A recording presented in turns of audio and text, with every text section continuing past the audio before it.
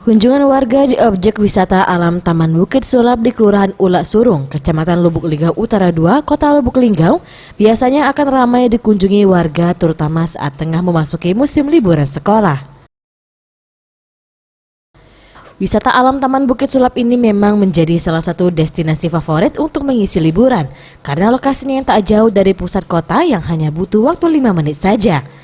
Wisata alam Taman Bukit Sulap selalu ramai dikunjungi warga karena menawarkan keindahan alam, khususnya kawasan hutan yang masuk dalam Taman Nasional Kehutanan Sebelat.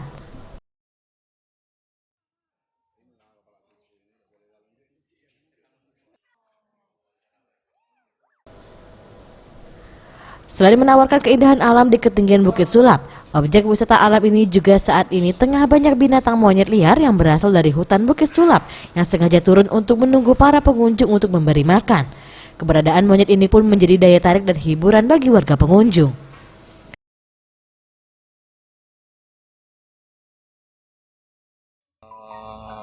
Spesies monyet. Jadi banyak pengunjung nggak nengok monyet ini kak ya? Banyak.